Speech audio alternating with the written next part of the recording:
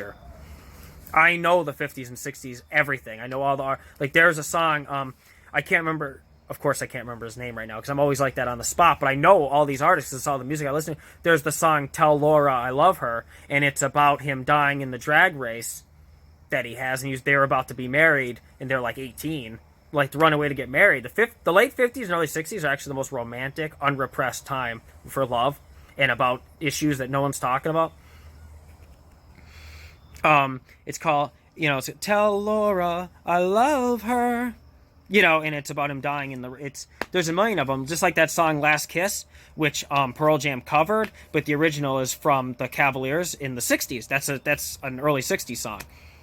And it's about dying on a date in a car, and that's what that genre is. That's from that genre of the 60s. So if you like that, well, then you would like it. It's just that there's this taboo on everything being like, oh, that's old, I won't look at it. It's like, so we gotta, so this is my campaign to check out all this stuff, and 2023 is the new 60s. So that's why this is relevant. And so, sorry. So, getting back to Three's Company, because that's what we're supposed to be talking about. I'm having the most wonderful hair day, by the way.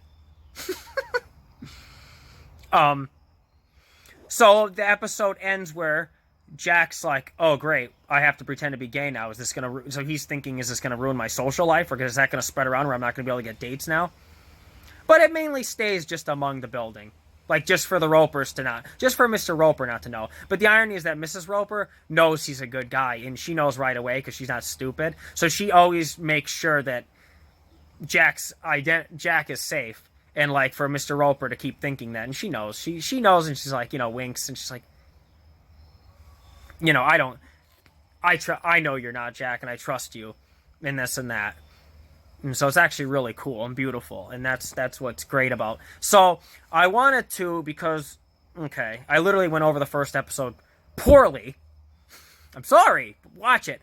But no, the show gets literally funnier and crazier as they let John Ritter do more and more of his physical comedy as the show goes. There's so many fandom of Three's Company with the older generation where they're like, oh, I'll only watch the episodes of Suzanne Summers. Like, she's the most iconic, and they're like, I don't like it, because she leaves the show, and then they have replacements where Cindy comes in, her cousin, and is her the three, and then there's Terry in the late seasons. But as far as comedy-wise, the show never loses a step. It never loses chemistry. It never loses a step. The later episodes are actually funnier than ever because John Ritter just keeps upping it as the seasons go. And so I wanted to break down an early episode in the early season, and then I wanted to talk about a later one in comparison here, and just sell you, like, give you good ideas of the show and the greatness that is John Ritter, and how I want comedy like him to come back more instead of the comedy we're having nowadays, where I don't really like today's comedy. It's like very dry. Like, I like his very zany, heartfelt comedy in the way he is. That style. Like Full House or like anything. So I'm telling people, it's like, if you like all this 90s stuff that are my age, you'd love the 70s stuff. And and I meet people, so many people like, oh, I only watched it once a long time ago on Nick at Night, or I haven't seen it since I was a kid. It's like, gotta rewatch all this, because this stuff is The Jeffersons, All in the Family, Three's Company. These are all shows that are relatable today. Good Times, all about black rights, all about gay rights. Trans hints. Star Trek is the biggest. And that's why I keep bringing up Star Trek. Star Trek I'm going to get into, and that's going to be a whole big part thing. Because Star Trek was the most influential show ever in our culture. It's the most... No show in our... Nothing in pop culture history has influenced our society more than Star Trek, and the way shows are done, the ideas, the plots, everything stolen in real life, and in everything inspired with our... and not even just technology, but, like, Alexa, that's from Star Trek. Everything that we know technology-wise is from Star Trek first, and what Gene Roddenberry, the creator of Star Trek, wrote going back to the 50s. People think, like, oh, the Jetsons and Doctor Who and all this stuff, oh, they did it first and all that. And it's like, No, Gene Roddenberry had all those ideas and everything done before them, written down, and he kept doing pilots to networks like CBS and everything, and they kept turning them down. So he had all of it, but then Britain did Doctor Who and all this stuff where people are like, oh, well, they did this stuff first, or the Jetsons did with the those ideas first, like the FaceTime, where you talk to whoever on the screen, like we have FaceTime. Actually, Gene Roddenberry came up with all those ideas first, and he proved it with his manuscripts and everything, but he kept getting turned down. And I'm going to get into that whole thing, where he's the most important guy, like, in, really, and no show has been more mentioned in one way or another way, you don't even know it, than Star Trek in shows. Because everybody is taken from them, because everybody doing TV shows through the 60s, 70s, 80s, 90s, and 2000s, they all were Star Trek nerds, and they all took from Star Trek. You just don't know it, because you won't know the references unless you watch Star Trek. You'll be like, oh, wow, that's from Star Trek. It's true. Because I'll just say this real quick, because I'm going off topic. But, I like to get, like, we're going to get to everything anyway, so it's kind of fun talking about everything. But Star Trek, okay, you know the show Lost in Space? Okay, so in the early 60s and mid 60s, it was like shows like Leave It to Beaver, very squeaky clean family shows where you can't talk about any rights, you can't talk about black rights, you can't talk about trans issues, you can't talk about politics, or how, like government's doing bad things. That's what Star Trek's all about. So I don't get when you meet people who said, oh, I don't like Star Trek. It's like, you love Star Trek, especially a generation now. It's all about heartfelt life lessons, and to stop bad political things and trans rights.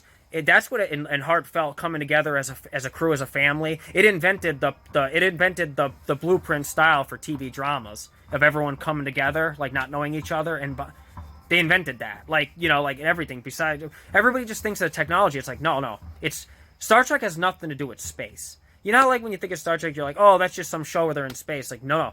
Space, that's just whatever. It's actually about the writing. It's actually about how they go into all political issues, people's rights, all these taboo topics that nobody would talk about back then. It was the most influential show where he wrote all this stuff in the 50s, and he could never get on a network because they kept telling him, like, nah, we can't put this on TV. We can't have an alien like Spock where he has ears that point, because in the South they're going to think he's like a devil in the Bible Belt where it's all religious and Catholic. So he got turned down 1,000 times. And guess what? He went to CBS the one time back then, right? And they listened to him. And you know how Lost in Space was created? It's actually a ripoff of Star Trek. That's why there's exact episode plots. They didn't want to do Star Trek because it was too heavy on deep topics, and they had an Asian man, they had a black woman, they had a Russian man, all together. And back then, Russia was completely hated by the United States. You couldn't put a Russian person being friends with an American on TV, or a black woman having power on a bridge with an actual high ranking in the military. That's what Star Trek was all about, was bringing everyone together at a time when that was unheard of, and to talk about the things you weren't allowed to talk about back then. So they were like, we're not putting this on TV. So he gets gypped because people ripped him off years later and took all those ideas, and then they watch that, but then they won't watch Star Trek. It's like, that's really what Star Trek is. And so we're gonna get into that. And so I'm real excited for that. So what happened was Gene Roddenberry went to CBS to sell Star Trek, to get it on CBS or whatever, like he did to a bunch of over and over, and he kept getting ripped. What they do is they'd listen to him sell the whole thing off his manuscripts, and then they would turn him down, but then they'd rip it off by stealing some of the ideas. Like Lost in Space was made as a kiddie clean, not controversial, going into any deep taboo topics of Star Trek. They just made it a kiddie version with a robot instead of it being... Because here's the thing. Star Trek wanted to teach discrimination on if somebody seems different. Like, okay, you know how like with gay and black people. Okay, there's a character on Star Trek named Data, and he's an android. So the whole point of his character was, you're not supposed to think of him as like, oh, he's a droid. Like in Star Wars. Like, no, it's deep. You're not supposed to think of him as like this unliving robot. No, he's actually... It teaches that he's actually another race. Yes, he was created by man, but he's self-aware, and he's so that makes him his own race because he's sentient and he's self-aware. He's not a machine like a vacuum cleaner that you just turn on and off, and a vacuum cleaner is not alive, right? It just runs. Like how a robot is not real, they're not really living. Data is actually proves. So there's a whole episode on Star Trek where they put his life on trial, like whether he's allowed to be alive or he's allowed to be taken apart to learn to make more, to make a race of him, to fight in wars so they don't have to kill flesh humans. Organic is the word, where we're skin, we're organic. So he's made by machine part, but he's actually living and he could love, he could feel, he could have memories. And so in the episode, in the court, Captain Jean-Luc Picard points out his diary and everything. He's like, well, if Data is just a machine that can't love, then how come he loved Tasha, and he has a love letter from her, and he has this book that I gave him as a birthday present? If he was just some robot that didn't have feelings, why would he keep something? And then so he asked Data, he's like, Data, why do you have this book I gave you? And he's like, because it was a gift that you gave me, and it means something to me. And that's where they won the case, showing that Data is sentient, he feels. So Star Trek's actually the most beautiful thing ever written. Ever. That it's literally made for anybody. It's the most touching show if you just watch it. It has nothing to do with space and nerdy stuff. It's all these touchy plots to bring people together and to stop hate. So I'm going to get into that. I know it's supposed to be about Three's Company, but I just get so excited on all these different topics. So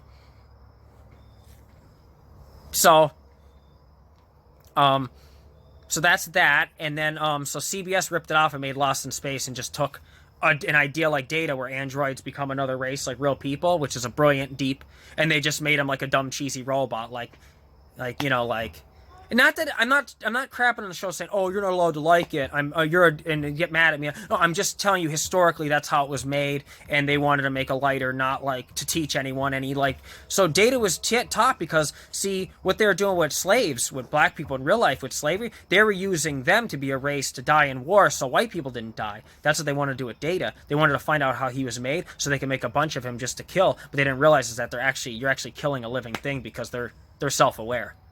That's beautiful. And Whoopi Goldberg's in the episode, and she uses the black analogy. She says that about what was used hundreds of years ago. Well, because they're in the 23rd century. They're in 24th century, and so that's beautiful. So God, if you have the wrong idea on Star Trek, it's completely the show for today. And you like all the shows where they took all their ideas from. So if you like all sci-fi, if you like everything ever made, TV dramas, you'd like Star Trek. So I totally went off topic there. I'm sorry. So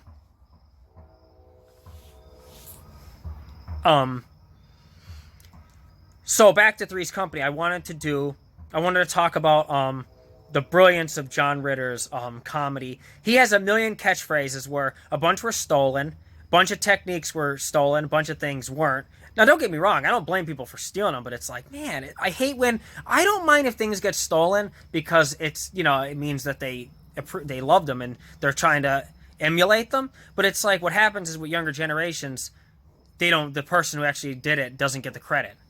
It's like what I talked about wrestling. WCW came up with every idea, and then WF copies it, and then they're only watching WF Attitude Era, not WCW, and it's like... It's okay to like both. You don't have to be to one thing. It's like, I'm not saying like, oh, because John Stamos stole a bunch of things from John Ritter on Full House that you can't watch that now. No, I'm saying like, just like both. That's what I do. I like everything, and I like all the shows, and that's why I want to talk about, and I'm just selling all the other shows. I'm not telling you not to like them. I love all the stuff. So back to, okay, he has all the, John Ritter on the show.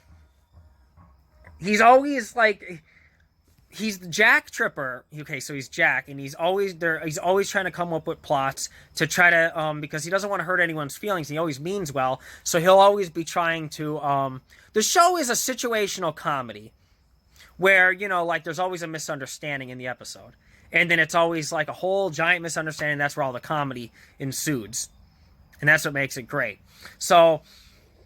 There's like episodes where Jack is, okay, like he has to be on 2 dates at once. So he has a girl down in his apartment, and then he has a girl upstairs in his best friend Larry's apartment. So he's running back and forth. It's just the comedy.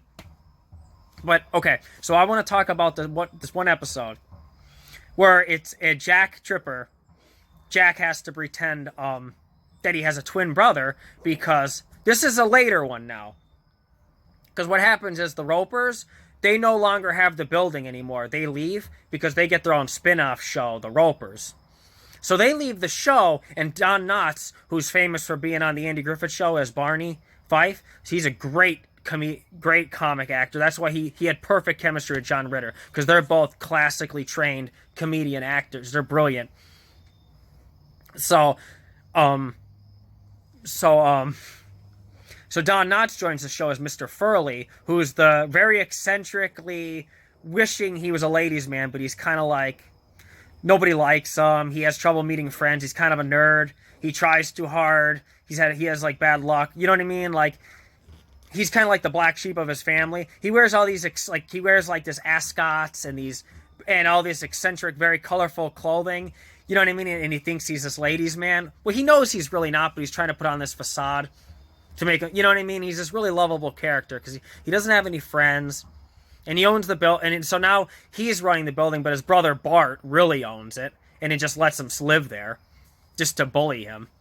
So, but he's really this lovable character. But Jack to live there because Bart would kick out Jack if he found out he wasn't gay, just like Mr. Roper.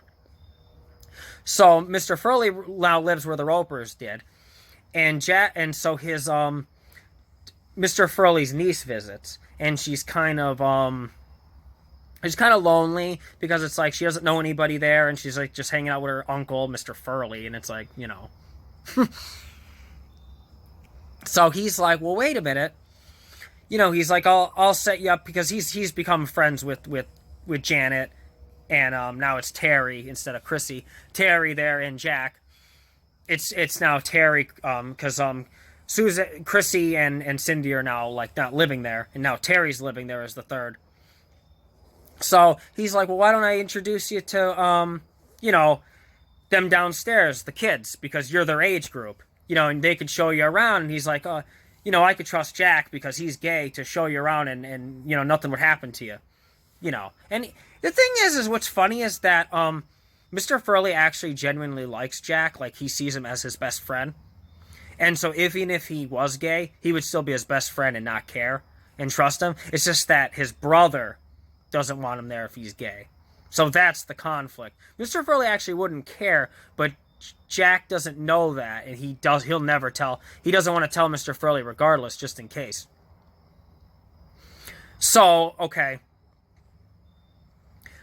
So what Jack does, he comes up with his scheme, because he always comes up with a plan to get a girl or whatever, to get through everything, because he's always, you know, that's the thing about Jack. He's the most like loving, he's the most lovable, touching guy, and everything. But when it comes to girls, he does like to date, you know, and whatever. And so that part of him is still like you know, your regular guy.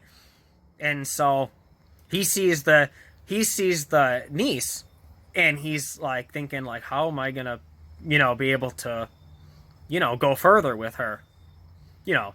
Not that he'd ever hurt someone. He's genuine, but you know, he does want to sleep with her, you know. So he tells Mr. Furley, he's like, oh, Mr. Furley, I have a twin brother visiting right now, and he's straight, and he's from Texas. And he's like, really? He's like, why didn't you never told me you have a twin brother? He's like, yeah. And he's like, what's his name? And he can't think of a name real quick. And he's like, hey, he's from Texas. He's like, Austin. You know, like, he just thinks of some like town, some city, the most stereotypical city when you think of Texas. He's like, his name's Austin, and he's from Texas.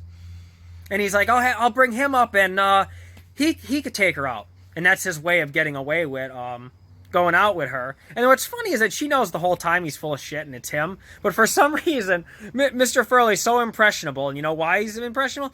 Because he goes, what do you call when you're a nice guy at heart, but you believe wise tales and stereotypes on people? You believe the whole gay thing, like only gay people act feminine. Remember that whole stereotype where all gay men were like the feminine type? And not just like a regular person or, you know, a top? You know. And so Jack acts clumsy and kind of like whatever. So what he does is he acts like a stereotypical, like, you know, walking around like a confident, I'm a guy, you know, like he walks like this goofy macho stereotype of a manly man, right? And how you doing there, Mr. Furley? Austin. You know, he does this goofy southern accent, acts real confident. So Mr. Furley thinks like, oh, he doesn't act anything like Jack, and he's like, oh, wow, you're nothing like Jack. I could tell in your face and your jaw. You're a man's man. He's like, he tries to do like a Clint Eastwood face, like a, yeah, like I'm a man, thing. And it's great how he just, it's like the whole joke with Superman, where people really don't see people. I'll give you an example. Before I went on hormones, and I still had my beard and everything, when I was still living as a woman, but I had to shave, I used to shave my beard and cover it with cover-up, and then people would see me and be like, "What?" Like, "Oh, you look just like a girl." But then I'd have the beard, I have the exact same face, everything like here, but they'd see the beard and they'd be like, "Oh, you look like," they'd think I'm a completely different person. We used to fool people in high school where, one time a picture went around of me as a girl. So what am I trying to say? Yeah. So I would have friends, and friends would get fooled because I'd have friends who would show them a picture of me off online or on the phone. And they'd be like, "Oh, who's that hot girl?" And they wouldn't even know it was me, showing that, like, when you have a beard, people just fixate on, like, around here. They don't see that if you do this, people always look the same, is the eyes. And it's so funny how they'd think like, "Oh, is that your sister?" Or two different people, and they would think I'm a different person. So that's pretty crazy how, that's why what I was going to say is, like, it works with this episode and like with Superman. People always joke like, "Oh, how could they not know it's Clark Kent with the glasses?" It's because sometimes some people can, if you change your mannerisms and you act, your body language, everything completely different. Now, obviously, it's just glasses, but it proved like, hey, with this beard, same face, everything's exactly the same. All of a sudden, you're a guy. It's like, what are you talking about? It should look like a girl with a beard. But if they get fooled,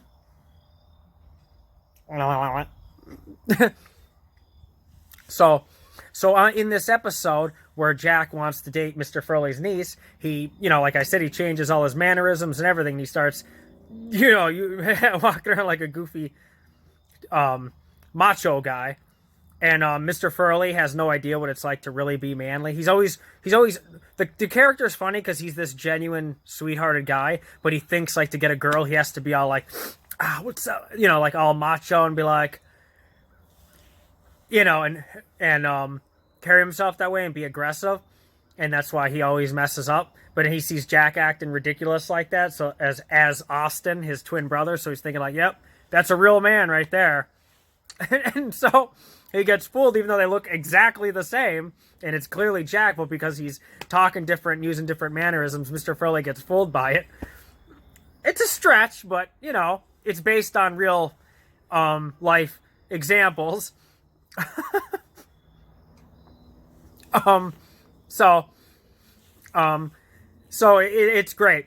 There's an iconic scene in it that I don't understand how it wasn't ripped off 1,000 times, because John Ritter's, a lot of his stuff has been ripped off. Like, on Full House when John Stamos goes, "Mama," that's Jack Tripper. John Ritter as Jack Tripper on Three's Company. He'll go, "Hurt me, Mama," and he'll do that. "Dance with me, Mama," like that. That's Jack Tripper. And the Mercy, when Jack is like really hurt about something, like it's like saying like "have mercy," the "have mercy," that's his, and he'll go like "mercy," or he'll go like "mercy," and it's just great. And Jack, like, I don't know, John Ritter has 10,000 different trademark sayings in that show, where I'd have to do a whole video just on all his catchphrases, so and everything. So anyway, so let's just get back to this particular episode. So what happens is that Jack gets to go out with the girl as Austin. So then he's about to pretend to be leaving on an airplane back to Texas, and then Mr. Furley comes out and he wants to see him off, like have a drink together, like a toast, for meeting him or whatever, and he wants him and Jack in the same room at the same time and have like a little party. And he's like, and so Jack is Austin, and he's just wearing a cowboy hat. That's the only difference. So the funny thing the brilliant comedy of it is that he keeps like switching back and forth, just taking off the hat.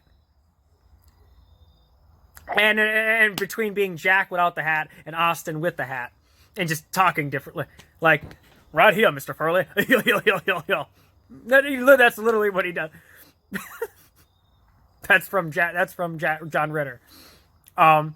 So there's this iconic scene in the episode where Mr. Furley's like, I want to sit by you and Austin right on the side of me. So they're on a couch, and Mr. Furley's in the middle, and then like he wants Jack to sit on one side where it'd be like a sandwich, like and Austin on the other, so they could be together.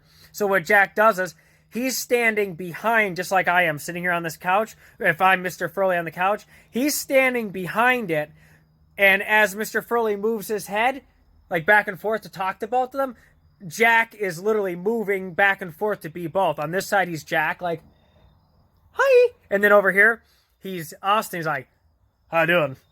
Yeah, Mr. Furley. And so when so Mr. Furley looks over here, it's Austin. When he looks over here, it's Jack. And Jack's behind the couch, running over and putting the hat on. And then taking it off. And just that's how he's getting away. And Mr. Furley's getting more and more drunk. So he's getting more and more wasted, where his reflexes are slower, his logic as everything is getting to, so Jack's getting able to pull this off. And he has to keep switching back and it's just, I can't believe nobody has stole that classic. You got to see it. Hilarious. And then another episode. Now, this is going back to early when the Ropers are still there, not Mr. Furley running the apartment. Larry, who I didn't mention yet. Larry is he's the con artist, ladies man. He's not really a ladies man. He he lies to women about pretending he has all these different jobs, like he's a doctor or whatever, just to get laid. He's kind of a pig, but he's a good guy at heart. But he doesn't, but when it comes to women, he just wants any like any dim-witted girl he could just manipulate and fool. And that's, So, okay. So in this episode, Larry, he's always out with another girl. And he jokes, like, with his black book, or the phone book. He's like, I want to go through, in my lifetime, I go through the phone book to date every letter. And it's my way to giving back to the world in alphabetical order. He wants to date a girl in every, like, A to Z. So he finally actually falls in love for the first time, and the Ropers and Jack and everyone are joking, like Larry in love. He has a different girl every night, and he doesn't care about women. All he cares about is like just getting laid. And he doesn't even remember their names half the time. So anyway, but you could tell the character is very dynamic. What I like about the old shows is that they didn't make it black and white. The characters are not one-dimensional black and white, like, oh, bad guy, good guy. They're human, and they have flaws, and they do dumb things, or they might be pig-headed in some way, but they're always, like, good at heart. And that's like real life of people we know, our family. That's what makes a show actually realistic. I think shows back then are a lot more realistic than now. Now sitcoms are very just like they make the kids dumb all the time. It's the same stereotypical thing. It's always one-dimensional. So, anyway, blah, blah, blah, blah, blah, blah, blah. So with this episode, Larry falls in love with this girl, but that's because he told her that the used car lot that he works at, because he's a car salesman, he told her, and she's a gold digger, that he actually owns it, and she's looking to just marry him and thinking he has a lot of money because he lied, and this time it actually backfires on him. And he actually just falls in love with this girl. And there's the greatest scene. Okay, well, I gotta backtrack a little bit. Okay, so Larry has her over to meet Janet, Chrissy, because Chrissy's still here in the early episodes, and Jack to meet her. And then, Jack doesn't remember her or anything. He thinks he's meeting her for the first time. And then and Jack's cooking or like hors d'oeuvres for them or whatever, like snacks, for them to eat while they're hanging out meeting. And then Jack's in the kitchen, and then she goes in there to whatever, and then she actually starts flirting with him, and she goes, "You don't remember me, do you?" No, but like, she has like this distinct, really high pitched voice. She's like, and so that's how Jack makes fun of it later on, trying to tell Larry what she did. But so anyway, she's like, "You don't remember me, do you?" And he's like, "Yeah, you're the girl from the living room." Haha, it's funny, a cute joke. And then and then she explains on how they went to high school together, and that she was known as whatever, that sat behind Jack, and he's like, "Oh my God, it's Fatty Four Eyes." How mean is that? And she's like, "Yeah, contact lenses and color me blonde." That's how Jack does his impression of her when he's telling Larry. But she's like, "Yeah, I got contact lenses and color me blonde. Like, now I'm blonde now, and I lost a bunch of weight, and that's why he didn't recognize her, because she blossomed after high school. When in high school, like, everybody picked on her. They're Fatty Four Eyes, and so she had like, oh, she's like, I have all these crazy sexual dreams about you. And then Jack's like, "Yeah, well, that was in high school. That was a long time ago." And then she's like, "It was last night." And then he's like, "Oh, like," and it's just his physical comedy way he burns himself on the stove. You have to watch how all the little things are what make it like, only John Ritter could do. And, so, okay. So, okay. And then, whatever. So then they return to the, or no, she gets on him from behind, and he burns himself on the stove, and they land on the kitchen table, where it makes it look like Jack's on top of her. And so Chrissy walks in, and she thinks that they're, that's how the show always something, because the way things look. So, okay. So then the next day is the classic scene I was about to say. It's like one of the greatest scenes ever in TV. But this is every episode. Every episode's gold. But the best is when Jack gets drunk, or those are the most classic scenes where John Ritter shows his comedy genius and his acting reach. So he has Larry come over, and he has to tell him, like, "Well, Gloria hit on me, and she's not really in love with you, or she's a floozy, or she's, like, phony. And she's just, and he doesn't have the heart to tell Larry, because Larry, he's finally settling down, or finally actually not messing around, and it's like, he doesn't have the heart to tell him. And, so he's like, so they're sitting there, and I'm trying to remember it, it's hilarious.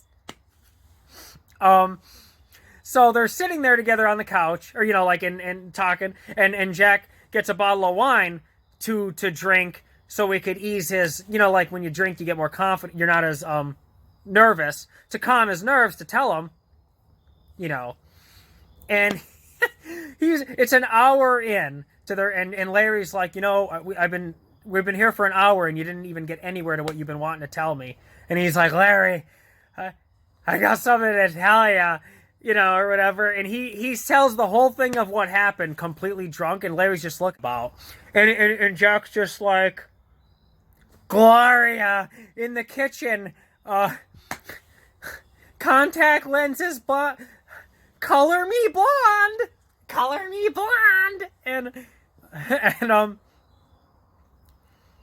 and whatever, and it's just so funny how he's doing the whole impression all in one thing, and Larry has no idea what he's saying, but or at least he's looking at him like that. But then he kind of realizes where he's looking at, because he doesn't know the context of who Jack was talking about, because he's just rambling. He doesn't know he's talking about. He doesn't say like, "Oh, Gloria." He says like, or what she means by that, because he didn't straight out say like, "Oh yeah, she hit on me in the kitchen." He's just saying gibberish of what happened, their conversation.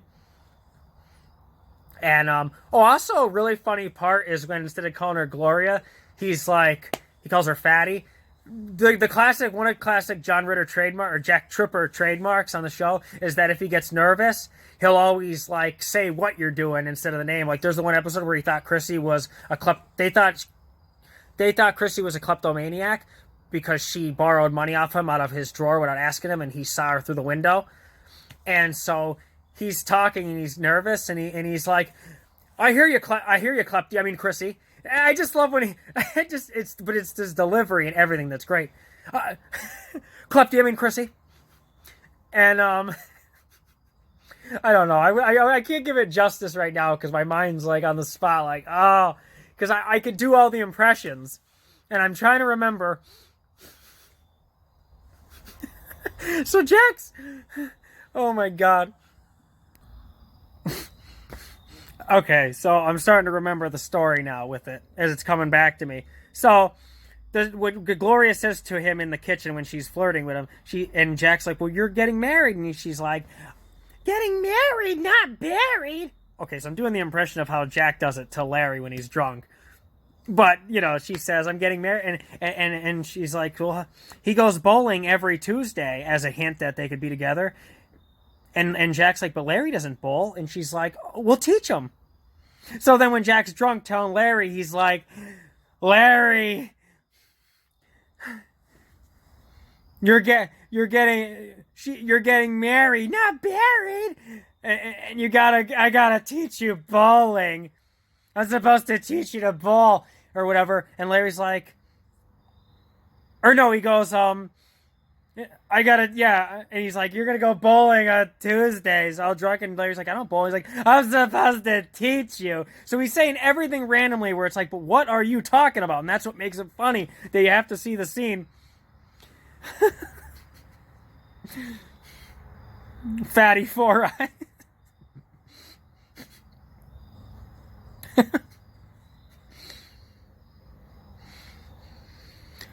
Oh. Oh, one last thing.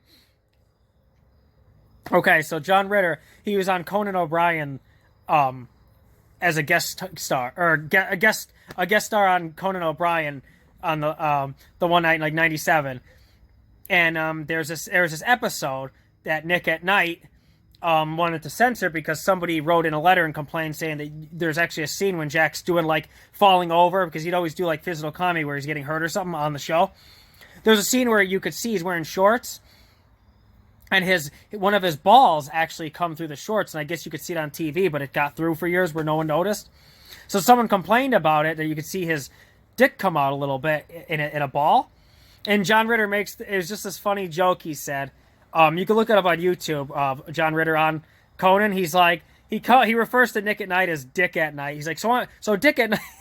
No, but it's funny how he's great. I love him improv. He's just like the sweetest guy, and he's so funny. But it was funny because it's the show's on reruns on Nick at Night, and then his dick just getting shown in a rerun episode. So it's like Dick because it rhymes with Nick. I thought that was really funny and clever in the moment, like Dick at Night.